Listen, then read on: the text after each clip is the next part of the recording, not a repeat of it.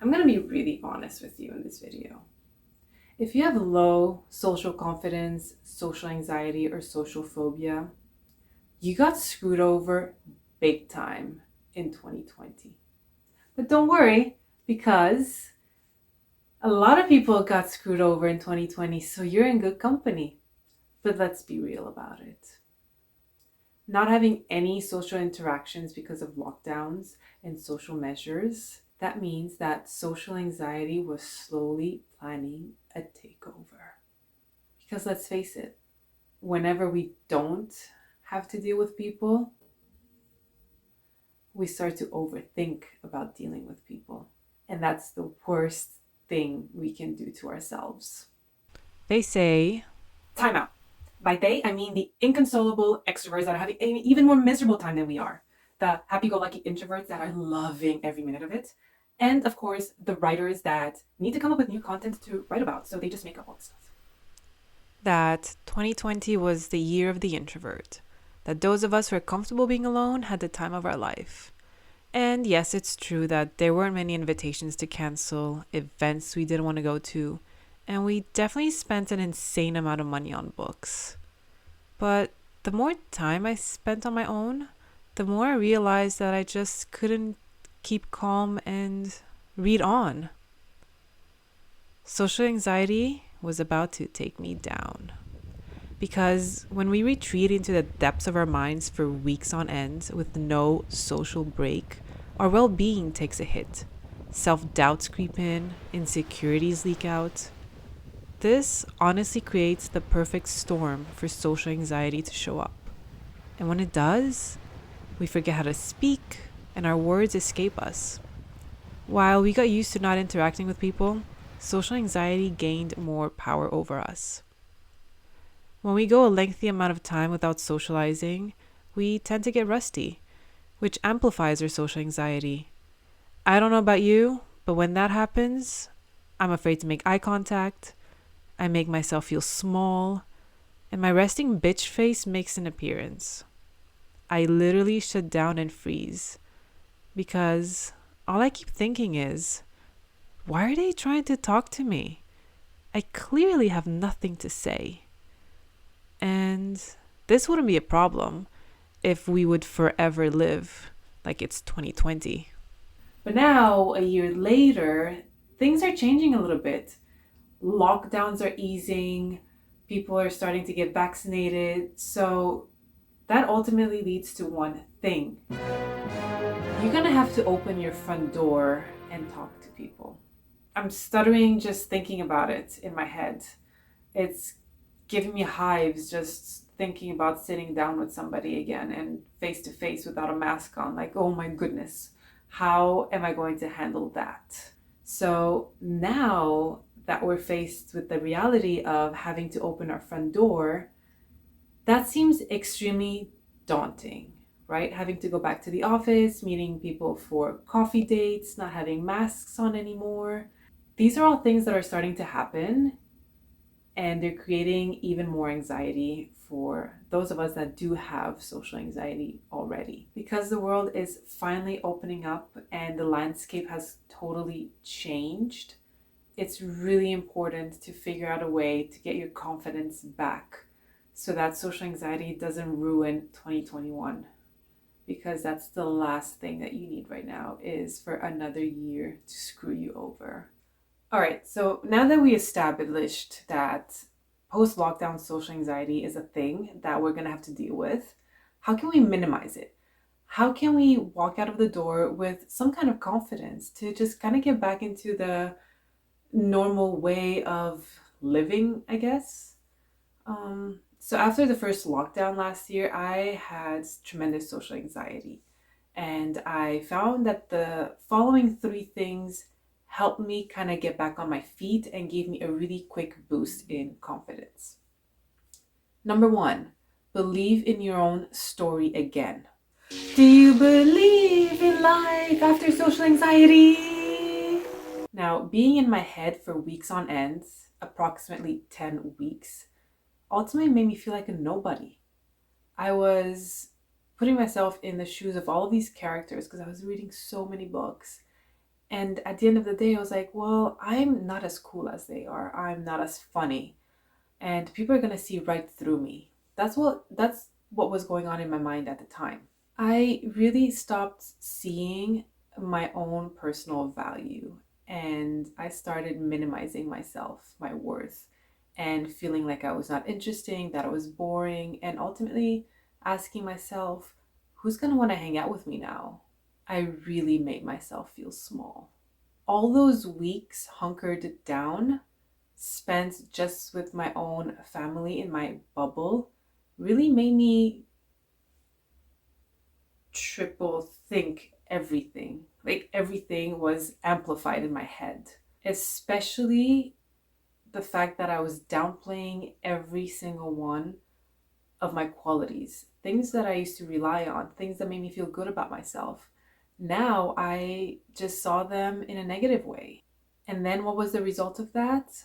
Well, the moment I actually stepped foot outside of the door after the lockdown ended, I kind of just floated around. I kept conversations short. I couldn't even do direct eye contact with anybody because ultimately I just did not believe in my own story. I felt like I had nothing to offer to the person that was in front of me. That just made me kind of spiral out of control. So, the reason why I say that I had to kind of get back to the basics and believe in my own story is because I just got disconnected from that. So I personally just sat down with myself and I actually wrote on a piece of paper all the things that I accomplished as a professional in my career, all the things that I personally was really proud of, things that I just forgot because social anxiety took complete control over my brain. Social anxiety is like, ha ha ha, I got you now. So I really wanted to change my perspective and get back to the core of who I was. And you know what happened? I felt revived. Number two, visualize who you want to be. And I'm not talking about picking an influencer or a YouTuber or whoever it is that you look up to and trying to be them. That's the worst thing that you can do to yourself. Like, this is not about comparing yourself to anyone out there. It's about visualizing the person you see yourself being tomorrow, a year from now, 5 years from now. I know you have a vision for yourself.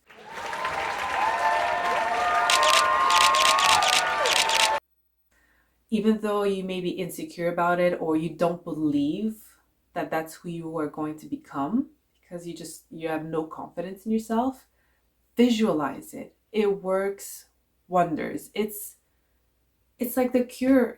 That what? Did someone say cure? What? Someone found the cure? What? It's like the cure for everything, honestly, for imposter syndrome, for social anxiety. When you visualize every single day, even for like 30 seconds, you close your eyes and you see yourself standing on that podium talking to thousands of people. Something happens in your brain. It makes this shift and it starts changing your perspective on what your next steps are going to be because now you have a vision. You know who you want to become and you're going to find a way to get there. It's amazing what manifesting your own destiny can do. And it worked for me significantly with social anxiety. I visualized myself just not having any social anxiety at all. And the more I did that, the more confident I felt in myself. I had more energy. I could look people directly in the eye. I could have conversations without being awkward or uncomfortable.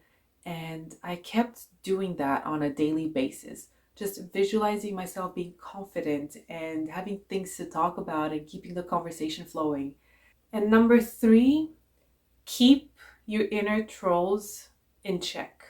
These inner trolls tend to come out when you're actually checking out. So when you find yourself that you're not in a present moment, when you tell yourself that you don't want to be here, or you're just not comfortable in a particular situation, when you detach yourself from the present moment, that's when those trolls start talking into your ear. And they come out. The I am not interesting troll, the I am so boring troll, the I have no friends troll. you start having all of these conversations in your head, and they're completely detrimental to the situation at hand, right? And there's a couple things that you can do. So instead of saying, I don't want to be here, just say, I can get something out of this. Because no matter what situation you find yourself in, you can always learn a little bit more about yourself, about the other person, about a particular topic. There's always knowledge to be gained. And you're going to miss out on that if you let that inner troll take control of the conversation.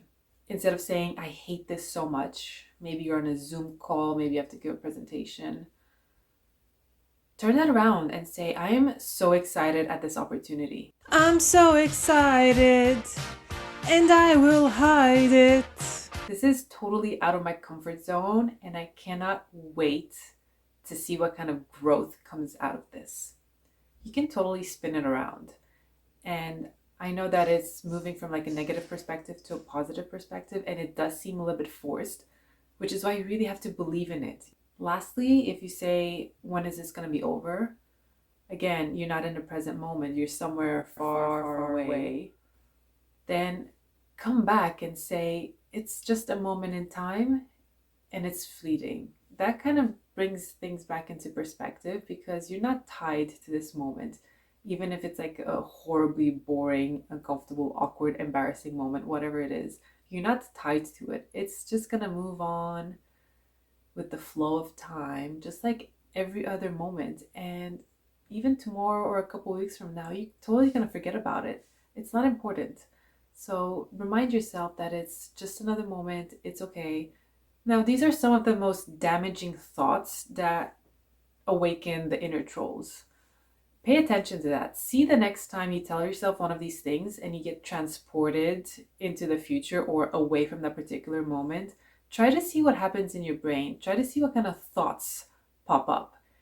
And you're probably going to notice that those are the inner trolls that are talking to you. I want to make sure that you cancel them before they actually think they have a chance at talking to you. Cancel, cancel, cancel, cancel. Now, these are just some of the things that worked for me in post-lockdown when my anxiety was at an all-time high back in May of 2020. So I hope that you give them a try and you let me know in the comments below if they've helped you a little bit. You should have a quick boost in confidence. And who knows, I mean, you're going to need it. It's scary out there. I don't even want to think about opening my front door these days. Who knows what's going to be there.